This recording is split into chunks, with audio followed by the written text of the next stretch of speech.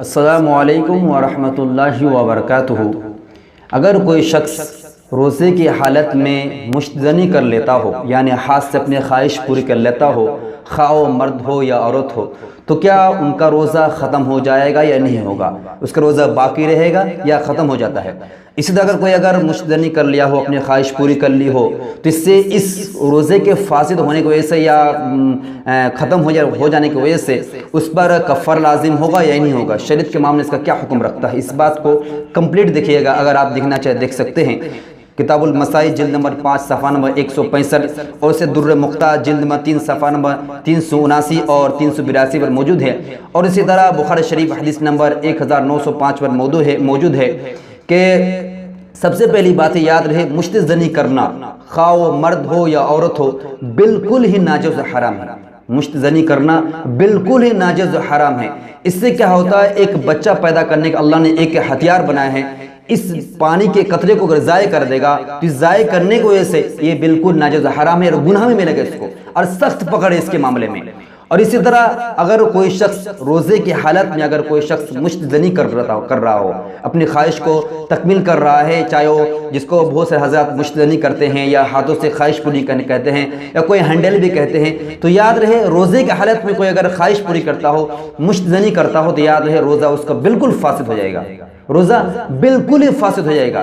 اب رہی بات قضا کرنا ہے یا کفارہ دینا ہے، تو یاد رہے صرف روزہ قضا کرنا اس کے لیے لازم ہوگا، کفارہ اس کے لیے ضرور نہیں ہوگا۔ لیکن یاد رہے یہ عمل بالکل ہی بکواس ہے اور انسان کی جو طاقت اور اس کی قوت کو بالکل ختم کر دیتا ہے، اور کوئی شخص اس کا اگر عادی بن جاتا ہو تو یاد رہے شادی کے بعد وہ کف دست ملتے رہ جائے گا، یعنی ہاتھ پر ہاتھ دھرے ہوئے ہاتھ کو لگڑتے رہ جائے گا، میں نے کیا کیا۔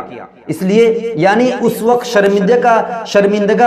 شرمندگی کا سامنا کرنا پڑے گا، اپنے بیوی کے سامنے شرمندگی کا سامنا کرنا پڑے گا۔ اس لیے جو نوجوان چاہے رمضان مبارک مہینے میں ہو یا کبھی ہو، ہر حال میں یہ مشتزنی کرنا بالکل ناجائز حرام ہے، اور روزہ مبارک جیسے مہینے میں اگر کرے گا تو بلکہ اور بھی زیادہ ہو سکتا ہے۔ اس لیے رمضان مبارک مہینے میں مشتزنی کرنا بالکل ناجائز حرام ہے، غیر مہینے میں بھی کرنا حرام ہے۔ اور دوسری بات ہے کہ کوئی اگر روزے کی حالت میں اگر مشتزنی کر رہا ہو، بہت سارے ساتھی سوال کر رہے ہیں کہ اگر مشتزنی ہو گیا تو کیا کرے، تو یاد رہے بھائی مشتزنی کرنا ایک ناجائز حرام ہے۔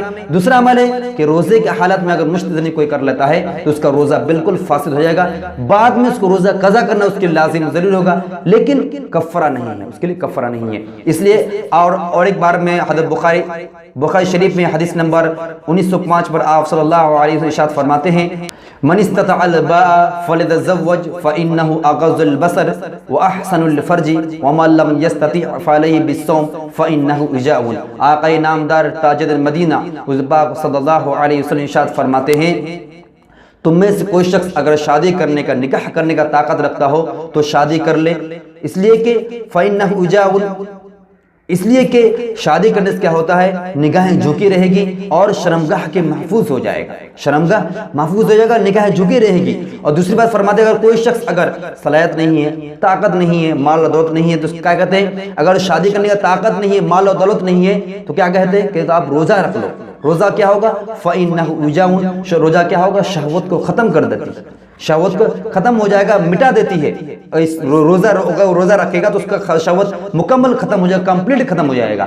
اس لیے اگر روزہ رکھنا شہوت ختم کی چیز ہے، لیکن اگر پھر آپ روزے کی حالت میں اگر شہوت کر آپ اگر مشتزنی کر دیں تو یاد رہے آپ کو روزہ بالکل فاسد ہو جائے گا، اور توبہ استغفار کرنا بھی آپ کے لازم ہوگا۔ اللہ تبارک تعالیٰ ہم سب کو، خاص طور سے ہم جیسے نوجوانوں کو اس بیماری سے محفوظ فرمائے، آمین۔ وما علینا الا البلاغ۔ دینی معلومات 2 چینل کو سبسکرائب کریں اور بیل آئیکن کو ضرور دبائیں تاکہ ہمارا ہر ویڈیو آپ تک پہنچے۔ نیز ویڈیو کو لائک، شیئر اور کمنٹس کرنا نہ بھولیں۔